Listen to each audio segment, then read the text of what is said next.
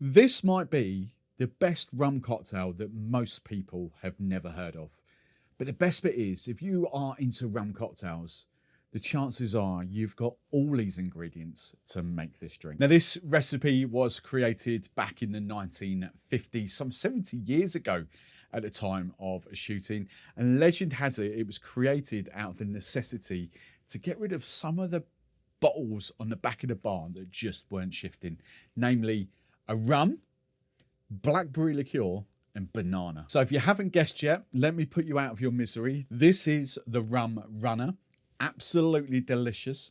So what I'm going to show you in this video is what we would class as the original spec. I'm going to show you how to make this exact cocktail.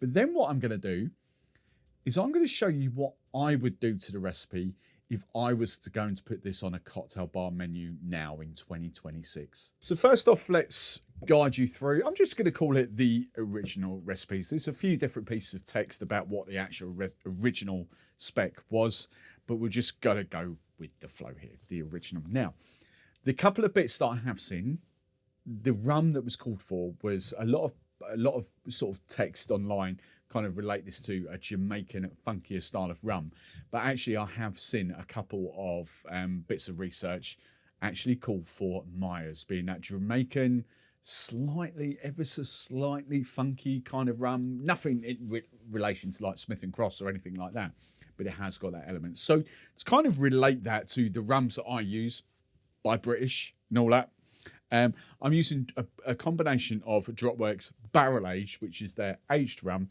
and then a tiny bit of the Funk Drop. Funk Drop's is 63%. So all intents and purposes, just to give you mass market kind of idea of what I'm using here, I'm using a rum sort of equivalent to Appleton's Signature, Mount Gay Eclipse, and a tiny bit of Ray and Nephew in that kind of things.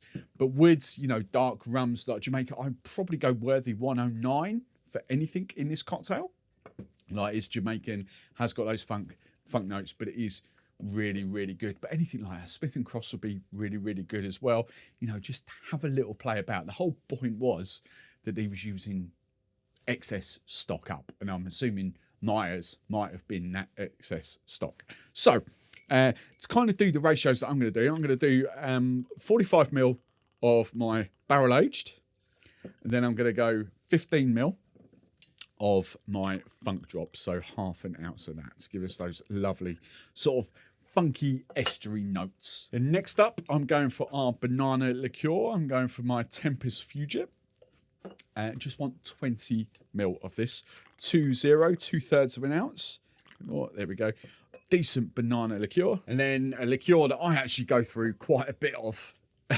It's definitely not something that I would need to use up because, you know, it goes in a lot of cocktails for me. But this is blackberry liqueur, creme de mure.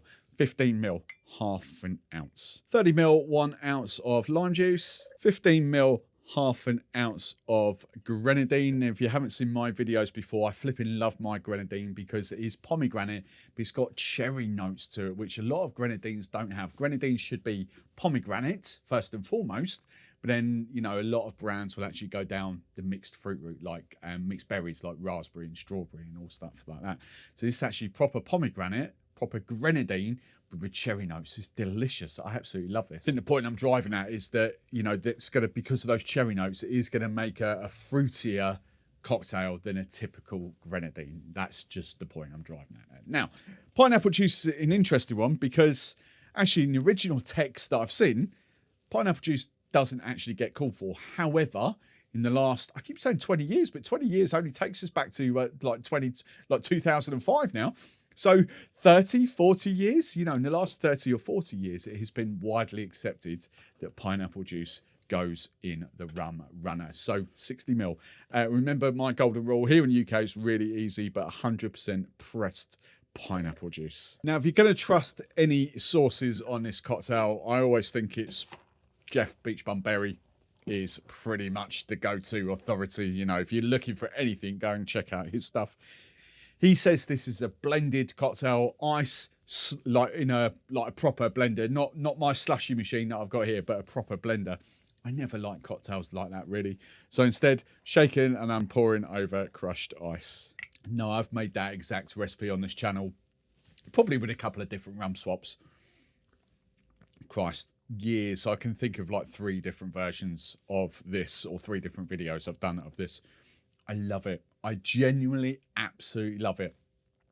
There are a few things that I would personally do that I'm going to do for you in a minute to change this cocktail, to bring it to something that I absolutely adore. For me, that sits at like an 8.5, 8.7 out of 10.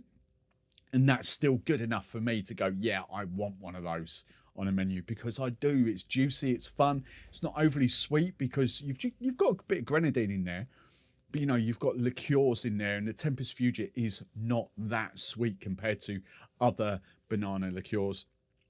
I think that is absolutely fantastic. But let's dive in and show you what I would do to this cocktail if I had a cocktail bar and a menu. I'm not going too crazy on this. There is a couple of ingredient swaps and a couple of ratio swaps, but that's it. We're not reinventing this cocktail massively. Just a couple of little tweaks. So first off, let's go to the rum. Now, I'll be honest, that the funk drop is in there, but it doesn't really shine through. And I think the berry notes kind of do, not mask it, but, you know, it doesn't, I don't think it's needed. And I think for the majority of rum fans, I don't think you need that Jamaican funky rum. I think you want it to be a nice tasting rum. So for that, I'm going to get rid of the funk drop completely, and I'm just going to use my aged rum. And just to recap, this is what I would class as your Appleton Signatures, your maybe even Appleton 8-year-olds, but your Mount Gay Eclipses, those style of rums, Havana Especials. So I'm going for a full 2 ounces, 60 ml of my Dropworks barrel drop. I'm obviously still using the banana because I love it, but what I'm actually going to do, instead of 20 ml, I'm going to bring it down to 15 ml, half an ounce. Now it comes to the first swap. Now, even though I use a lot of blackberry liqueur, and I couldn't imagine my business without a blackberry liqueur, I'm actually fully aware that a lot of bars might not have it. They might have a Chambord, which is black raspberry, not blackberry. But what they probably will have is a cherry liqueur, and I think cherry works equally as well in here. So I'm going to match the banana. I've got a really good, vibrant cherry liqueur here from Luxardo, 15 ml, half an ounce. So the cherry was a swap. The Benedictine is an addition. I want a slight bit of honey notes through this. I love Benedictine. Recently fallen in love with it, not having it for 20, 30 years. Amazing stuff, this. Absolutely amazing. I'm gutted that I've spent most of my career without it because it is phenomenal. Just 10 ml. I'm keeping the pineapple juice. I was contemplating swapping to tropical juice, but I thought, you know what? Like bars, tropical juice is a bit of a... It's not really relevant to a bar because you'd have pineapple juice, and to make a tropical juice, especially here in the UK, you're adding mango puree, you're adding pineapple puree, you're adding passion fruit puree. I've got them all here. So, you know, and most bars would have a passion fruit puree at the very least, probably a mango as well. So tropical juice, yeah, no, not to a bar environment, but pineapple juice, definitely. So keeping that the same, 60 ml, 2 ounces. I'm going to keep the grenadine because my grenadine's cherry forward, and I think that really does complement the Luxardo cherry that's in here.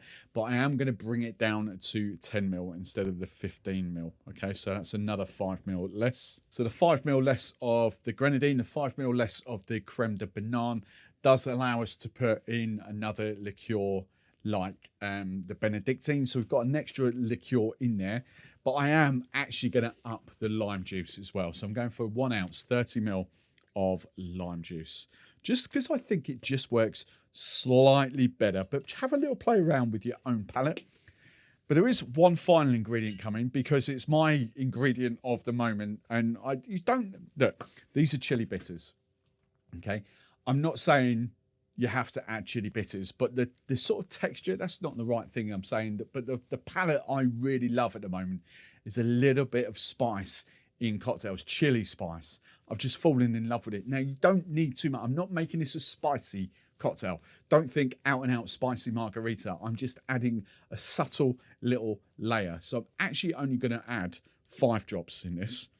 It will give me like little hint of chili, but it won't be super spicy. Then I'm just going to strain that into another tiki glass because, well, why not? That is a great riff. I've got a couple of things here. Firstly, do I taste the chili?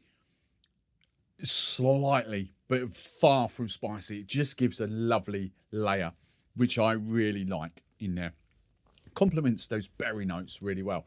There's a couple of things here. I do, right. Firstly, I love the blackberry liqueur, the creme de mure. I go through tons of it. As I've said, would I have it? Would I encourage most bars, pubs to have blackberry liqueur? Yes, because I think it does a better job than Chambord, personally. But I understand why people do have Chambord. If that was the case, I'd probably have, if it was my business and I had the blackberry for brambles, for French martinis, all those sort of cocktails, I'd be like inclined to actually keep the blackberry in there. That's not to say that I don't like the cherry. I do. Obviously I do. I love the cherry.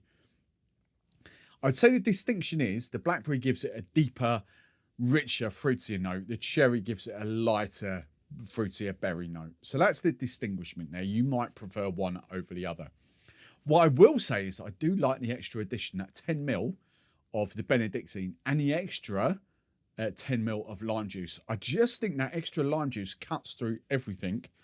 Do I miss the funky rum? No, not in the slightest. Both of those are fantastic.